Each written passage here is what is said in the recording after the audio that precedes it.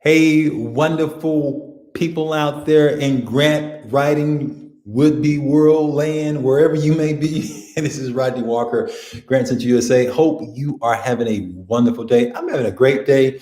And you know what? There's a song, I played this song a little earlier today, and that song said, and you're gonna love me. And I was listening to Jennifer Hudson, and she was going, she was going up some notches there. But the song reminded me of something that if you're going to get funded, yes, if you are going to get funded, you're going to have that same mindset that you're going to romance those who are giving out the money to the point where they say, you know what, we love what you're doing. I mean, like, think about it. Not we like what you're doing, we love what you're doing. And we want to get that type of feel within our proposals where the funders love what we're doing. Now, how do we make sure that that happens? There's something really important, and I just want to share a few tips with you. I don't have a long time because I got to get to a session pretty soon, but I just want to share real quickly a couple of pointers that you may be able to take and run with. How do we get the funders to fall in love with us? First, we've got to make sure there's a match. Okay. If there's not a match, you could send all the flowers you want and nothing's going anywhere because there's not a match there. And so we got to make sure that the funder that we select, that we work with through our investigation, through our research, that there is a great fit. Okay. So there's a number of different things we got to do to make sure that there's a good fit. Now, when we start talking about good fit, that means that we have to have some similarities. We have to have some common interests. Are you feeling what I'm saying? Which means you can't go to a funder that funds something in left field and you are in right field. These two need to be brought to the same page so that you guys have something in common. The funders will tell us and say, hey, this is what I fund. This is what I'm about. So you've got to find those funders and romance those funders. If you're romancing funders that don't like you, and when I say like you, like what your organization is about, what your organization is seeking to do, because the funder has an interest, you have an interest. Those need to be in alignment. So once we make sure that we find those funders that we have that commonality, now it's game on. It's like, okay, now we got a dating relationship going on here. That's how you got to be thinking about this. If you think about this as just a solo act of writing something down, like, hey, will you marry me? And you send it to somebody saying, who are you? Andre, I don't know who you are. Earl, I don't know who you are. Get out of here. This is my first time meeting you. You saying marry me? No, go. Geo, go. And we don't want that. We want to have a relationship with the funder. And that's why it's going to be so very important that you get skillful in learning how to maneuver and do the things that's going to help get you funded. Now, that's one of the reasons why my students have been very successful. We've shared with them the strategies of romancing the funder. So it's not simply, we're going to write a proposal. Yes, you can write a proposal. Yes, there are a lot of classes that will teach you how to write a proposal. That's the basics. But when we start talking about moving to the next level means being more strategic, which involves greater research, which also involves more strategy. And what I want to encourage you to do is to be a strategic grant developer, a strategic grant professional. And when we become more strategic, that means that we're not doing what everybody else is doing. What's the majority of the people doing this, trying to apply for grants? I'll tell you, I've worked with hundreds, literally thousands. I've literally worked with thousands, and I'll tell you what most of them are doing. Most of them are applying for the grant. Proposal shows up at the door. Beep, that's it. That's it.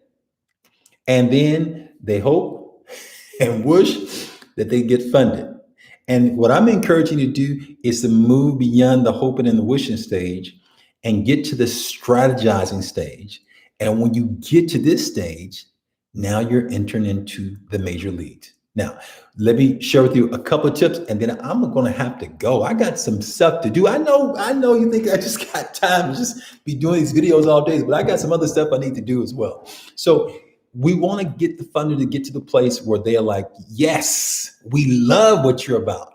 Now, again, that means that you are going to have to do a great job of explaining this is what we do.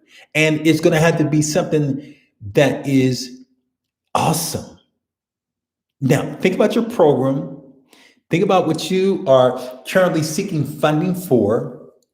And ask yourself, if you were to take that proposal and sit it in front of yourself, and if you were the funder, if you knew nothing about your proposal, would that proposal excite you? Would that proposal make you say, yes, I want to support this? Wow, this is innovative, interesting. Look at the community support. Wow, we haven't really done this before. Is your proposal coming off like that? Or is your proposal, hold on, is your you know what I'm talking about? Is that proposal making people want to go to sleep? Because if that proposal is making people want to go to sleep, if you're feeling sleepy when you read your own proposal, my friend, then I don't even have to tell you what the funder is going to be thinking about when they read it, because they have zero connections to it. So we want to get our proposals to a place where they are dynamic, they're exciting, it shows community support, it shows involvement, it shows partnerships, it shows that there's some energy behind it. It shows that your constituents are excited about what you're doing. And when you take a proposal and start developing like that, my friend, some amazing things can happen. And I'm really excited to see you grow and learn how to do more and more of that. Now, you may be at ground zero.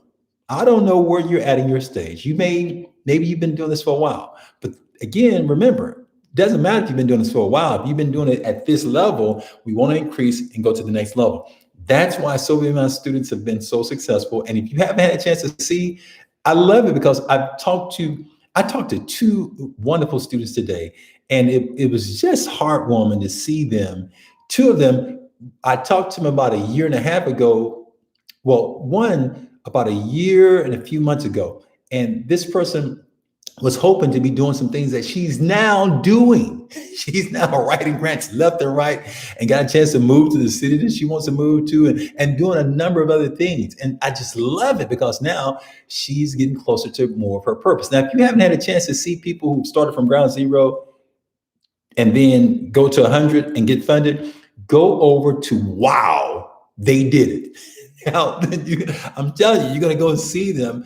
And they started at ground zero, and then they put a one and some zeros behind it, and they went to the top, and they got funded hundreds of thousands of dollars, 20,000, 50,000, 150,000, 250,000, a million. You will see it there. And I got some more information from some other people where I've got a chance to just hear their stories. And I'm bringing you these stories because I want to encourage you to see and know what is possible, that you can maybe get off the fence and really take your game to the next level. Because again, there are levels to this. Now, if you haven't already joined our Get Funded Inner Circle, listen, go over right now to getfundedinnercircle.com and look at it and seriously consider joining. Because if you really want the tools that's going to help to take you to the next level, we have them there. I've done trainings, like a whole hour training on how to romance the funder, how to speak the funder's love language. Did you know that the funder has a love language? Now, if you were to just think of your little proposal, it's just going to come over and give you, hey, marry me. If you think that's going to work, keep on doing that if you want to.